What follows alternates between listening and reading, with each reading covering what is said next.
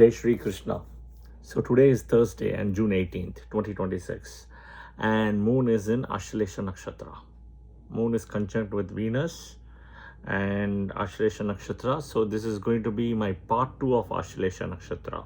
So watch part 1 of moon in Ashlesha before you come to moon in Ashlesha Nakshatra part 2, which is this video. Again, this is all about the moon. I'm not talking about any other planet here. Okay.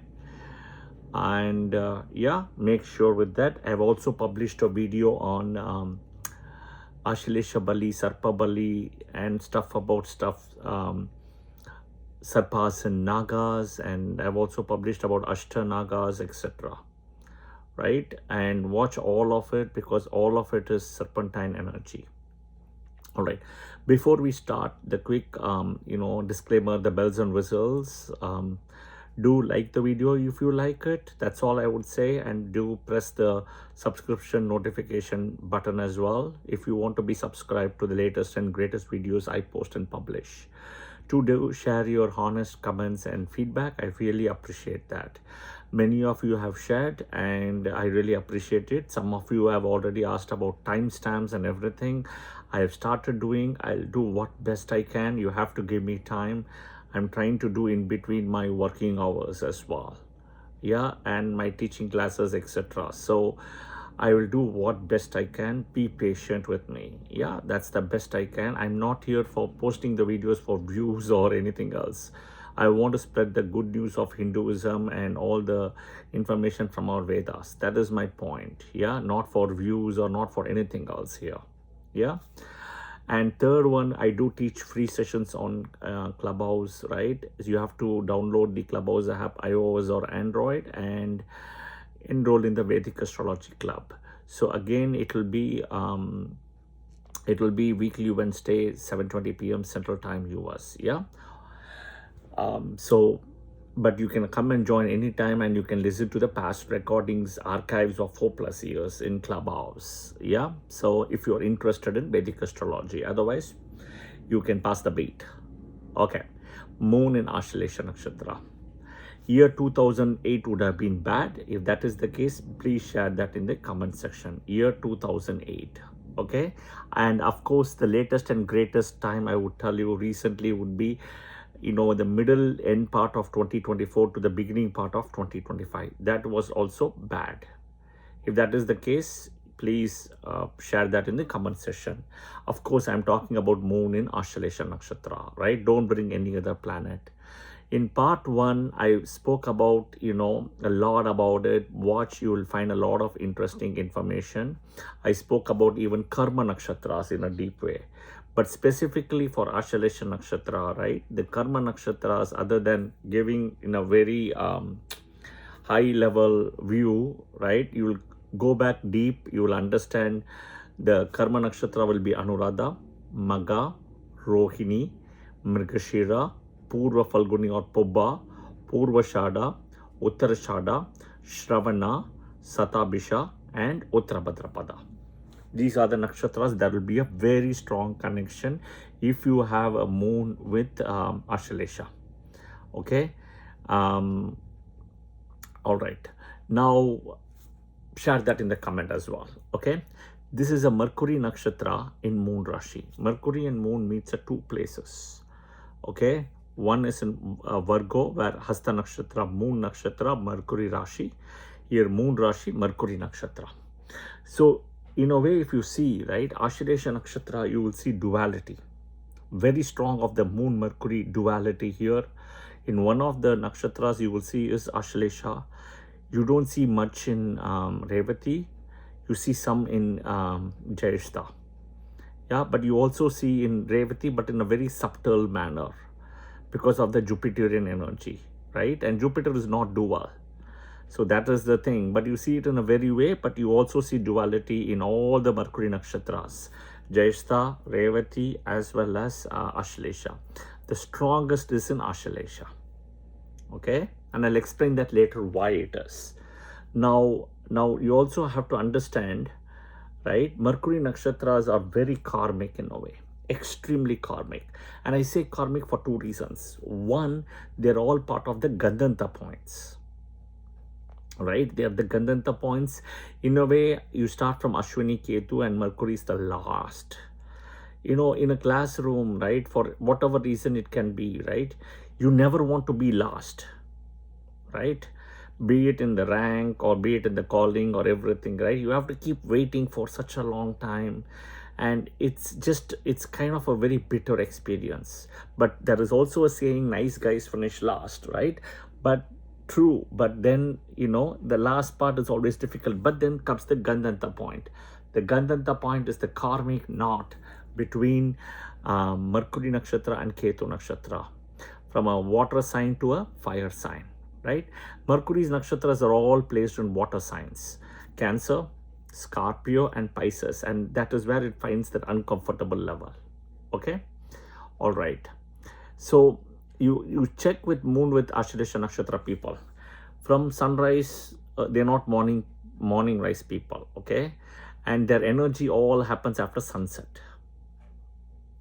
Their strength, everything. You ask a question early in the morning, right, or any time in the day, you'll get the answer after sunset. That is a very common trait of Ashlesha Nakshatra people, because that is where they get the energy. The sun has to set. Okay. Now, I also mentioned, right, Ketu is Janma Nakshatra is in Ashlesha. He is also placed here in a way to protect the three Vedas, which is Rig Veda, Yajur Veda, and Sama Veda. All right. This is one of the second most difficult nakshatra to handle and channel the energy. That is, the energy channelization is the biggest. They have a lot of energy, serpentine energy. Satabhisha is very strong at that. And after Satabhisha, you see it here. Okay. Satabhisha is also the darkest one. This is not about dark. This is about dual and very intense and very, think about very... the Kundalini energy, we call it. That's what it is. Yeah. So, okay. Now, coming back, Mars is debilitated in this nakshatra, Ashlesha. Mars. Okay. So, what it means is usually people, right? Mars is not favorable for them at all. So, they got to be very careful. Anything about action-oriented stuff, they have to think a lot before doing an action. Okay, because Mars is all about action, no thinking. Yeah, if you do any impulse decisions, it's going to backfire, Ashlesha, right? Any shortcuts, what you do will also backfire in a way, right? So shortcuts, impulse decisions, all of it is going to backfire. All right. Now, think about a person who's fighting straight, which is Mars. But think about the serpentine energy, Ashlesha, which is more like a coil, like a spring, right? And it's in a way very difficult to handle the spring energy, which is also like a hypnotic energy, right? So the Ashlesha serpentine energy, right? If you look at it, it's the king of the serpents. And I can think of Adisesha, who is the king of serpents, Sheshanag, right? Which is Lakshman and Balrama energy also is here. All from Sheshanag, Adisesha. Lord Krishna says, okay, Lord Krishna says, among the serpents, I am Vasuki. He doesn't say I am Adisesha. He says I am Vasuki. Okay. Vasuki was the body which was used for churning the ocean. So there is a lot of churning within them in a way. Vasuki is also a serpent energy. Okay. Now, if you see, right, between Lord Shiva and Vishnu, right, the Sheshanag, right, the Sheshanag in a way is with Vishnu, right, and Shiva has the Vasuki part with him. That is where you see the differences between the two, but both of them have the serpentine energy. Now, see all my other videos on snakes, what I have published. You will get a little bit more of it, including the Ashta Naga Puja, then the Naga Sarpa Puja I have done, right? The 5 sacred snakes in Hinduism, all of it, okay? The serpents itself is very important and karmic in a way, because the story goes the whole earth itself resides on the so-called head of Ashlesha, Adisesha, right? Every time we dig something or anything, it creates a friction or a movement within Adisesha. That is one of the reasons where one can kill snakes or one can do a little bit of harm or movement to Adisesha as we dig the earth. One of the reason we also do Bhumi Puja. All right, okay. Lord Rama's story is a beautiful story which always resonates with Ashlesha Nakshatra. Lord Rama, who is not Ashlesha, he is Punarvasu, right? He's Punarvasu. But Lakshmana is Adisesha, right? I forgot the karmic Nakshatra also. Punarvasu is also a connection with Ashlesha. I forgot to mention that earlier. So Lakshmana, right, who is Ashlesha Nakshatra, he never left Rama. He always stayed with Rama. The loyalty, right? This is the very good part about loyalty, right? Where you can learn from Lakshmana. But the loyalty takes over time and has to be convinced, and one has to earn the loyalty. The loyalty doesn't just come by a fraction of a minute or a second. One has to earn for it. Yeah? Okay. So the moon in Ashlesha Nakshatra people, they are typically non-conventional. Okay? They're very secretive. They have a very attractive personality. They're always awake. Okay? They're always awake. Think about, I mentioned about Anuradha Nakshatra people, right? Go watch the video. You'll understand about Mitra, right? Who is always awake. He has eyes all over his body. Same thing here. They're always awake. The reason also the connection with Anuradha and Ashlesha also comes because of they're always awake. Yeah. And they're overthinker here. The people here are overthinker. They may not be practical all the time. They always have a fear. There is an internal fear. They may not tell you that. They may not share because they're very secretive. A fear of losing the job, fear of being cheated, fear of losing the friends, fear of losing money. There's always some kind of fear. The fear of what is going to happen, X, Y, Z, etc. Right? And they also have intuition on top of it. Oh, I know this is going to happen. That is my intuition. Right? So that also comes with it on top of it. Right? They're very deep and mystical. Very difficult to understand them. Right? But they're also very good adaptive to changes. The good part of Ashlesha is also they are very selfless. Okay? And they can be loyal, but over time. Until that, no. They can be very extreme and shrewd and even cunning as well. But that is the way of their thinking and execution. That is the way. That is how snake does it in a way, right? They can circle and entangle opponents, right? Like the intertwining, the kundalini energy of the snake. Think about that. That is something they can do. This is also the dual energy you would see with Moon and Ashlesha. Okay? They are very sharp. They are very helpful. Okay, sharp, helpful, and loyal over time. But they also have a demonic nature part. Okay, the demonic nature part can be tit for tat. Okay, the tit for tat, you will see that with them. Holding off to things, okay, for a long time. And if they get really upset with certain things, they will push back so strong and hard and immediate. They're not going to keep quiet. Okay, they have like a selective memory. I say selective memory because they use this memory for a very convenient purpose. Otherwise, they'll say, I forgot, because this moon Mercury thing right here, because the moon and Mercury thing. So they use the selective memory to say, I know these things, and they will remember it if they want to remember it. If they don't want to remember it, it's just convenience, and they'll say, oh, I missed it, I'm sorry, and oh, I don't have a good memory, right? But it's more like a selective memory. Think about a computer which has a RAM, a random access memory, and a read-only memory, right? This is more like a RAM kind of a thing. Yeah, it's very selective. Once you switch off it, the RAM goes away, everything, right? But RAM uses your hard memory as well in a way.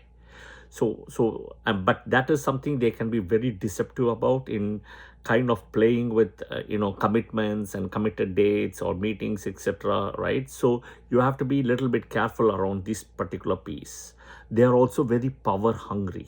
That is very, they are very important to achieve a certain level of status. Yeah. In a way, they sleep very less. Okay. Like snakes don't sleep that for a long time. And snakes also doesn't have an eyelid. So it doesn't sleep that way. Right. And so that is something important, right? If you see, right, their protection part is through preventing some things to happen. Okay, that is the protection part, which is also good. They have very good intuition in a way. Many times their intuition will work in their favor, many times will also go against their favor. Okay, they can be very adamant and firm also. They like shortcuts. Okay, they love shortcuts because how a snake takes a shortcut. Yeah, they can react impulsively. Okay, like the way snake, when you try to go near a snake, you try to do something, it does the hissing thing, right? That is the reaction. And they will do tit for tat for the wrongdoers. Okay, they are the people who can also find a solution, find a way to come out of a difficult situation, whatever it is. They are very smart in that. Yeah, so remember this also, that they think they are sometimes the smartest. Okay, that is where the downfall is for them, right? They are extremely smart, kudos, right? But they also think that they are very smart and they can actually outsmart others, but that is where they go wrong. Think about, for example, moon in Ashlesha, right? Think about the animal associated. The animal associated here is a snake, a serpent, right? Snake can defeat all the animals except two animals, right? So one animal is eagle, which is in Maga Nakshatra and Shravana Nakshatra. So eagle will always defeat the snake, right? That is where the snakes have to subdue it, right? Which is also Garuda energy. And watch the video on Garuda, you will also understand a little bit more. Second is the mongoose, which is in a way in the nakshatra of Uttarashada, where the snake always thinks it will win, no matter what is the snake, but they always lose. But it's their belief that they can win, right? It's that overconfidence. The belief and the overconfidence they have to be very careful about. Okay, that is where it can take a downfall. Yeah, okay. Typically, moon in Ashlesha, they have love flings, love affairs, love, they may end up doing love marriage also. What really works for them is a love marriage. Arranged marriage, typically I've seen, doesn't work for moon in Ashlesha, because they need to figure out they need to have that comfort level. It's in a way called loyalty. Okay, so it's very difficult. It's a moon Mercury thingy in a way. Yeah, okay. Now, this is also a reason where this nakshatra is the most sexual among the 27 nakshatras, because when they come and go, they cast a spell, right? Like they cast a spell, and the spell is there for a long time. Their impact is felt in the room, right? When a snake is there and gone, somehow you may not see the snake, but the smell of the snake or something will be there, that you know that something was here. Same thing you will see with that as well. Okay, now the bad part is one, addictions. They got to be very careful with addictions, because this moon and Mercury can give you a lot of addictions. Okay, so this is something you got to be careful about. And what happens, the other thing is, if they face anywhere a downfall or wrong things, right? Anything personal side, professional side, they're going to keep it so close to the heart, they're not going to let it go. That not letting it go will impact them negatively as addictions, will turn up into addictions. So they need to let it go as a karma in a way. Okay, now this is one thing, and they are very loyal, but they can get aggressive when you try to give them feedback. Okay, that is something you have to be careful about. Yeah, okay. What are the jobs we are looking at? Anything with spy, espionage. Think about the Durandar movie, right? Perfect example, moon in Ashlesha, right? Durandar movie, if you watch it, you will know the espionage. Think about surveillance. Okay, think about security, think about hackers. Go check the person who actually went from India, right, to Pakistan, okay, to do the spying and everything. He will have either the moon in Satabisha or Ashlesha, either one. These two nakshatras are extremely good in spying and espionage, Satabisha and Ashlesha, the best nakshatras for doing this. I doubt it's either Satabisha or Ashlesha. I think his name is Mohit or somebody, right? And you may want to check on that. Okay. All right. Coming back, security, hackers, security systems, hacking, right? spying, anti-spying, counter-spying, all of it comes here. Antivirus, virus, IT, technology, software, chemicals, drugs, right? Venom, anti-venom. This is the place where you actually get the venom, you also produce the anti-venom, both in a way, okay? Anything with medicine, media, entertainment, films, fashion, right? All of this moon in Ashlesha will work. Even moon Mercury is also associated with healing, yeah, any of this. So I shared in part 1 about the temple to go. Here I'm giving you another Nakshatra temple, which is Kukke Subramanya. It's in Karnataka, right? Kukke Subramanya. Go when it is Ashlesha Nakshatra. Moon in Ashlesha, moon is with strength.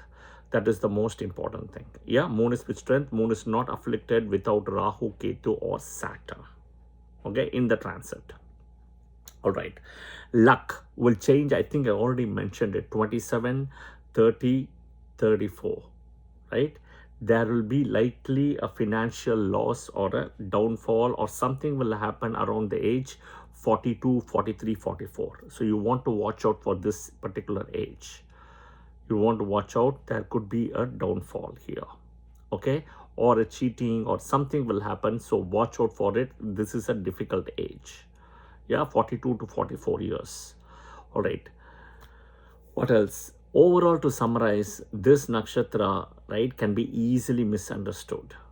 That is also a fact. Okay, and Mercury nakshatras all have this problem because of the Gandanta ability. They are in the Gandanta point, right? And the reality I will tell you is, the more you know about Ashlesha, the more and more you will realize you don't know about Ashlesha. Okay, it is an ocean. It is like the Samudra Manthan story only. Okay, it's an ocean. Same thing with Sheshanag. You can never figure out where the head and the tail of a snake is, right? That is how the snake energy is. Yeah. But again, every nakshatra has got a plus and minus, very similar. The only difficult part is Ashlesha, Satabhisha has got a little bit more higher negative energies. That's it. But even, you know, people who are smart can turn the negative into a positive energy. In a battery, you need a plus and a minus. You cannot work without a minus. Yeah, that is the most important thing. But again, right, this is the fact. You know about what is moon in Ashlesha. You should learn how to navigate and work around with it. There is a good part. There is also a difficult part, right? After all, a day is with, you know, a day of 24 hours with sunlight and moonlight, light and darkness, right? That's what it is.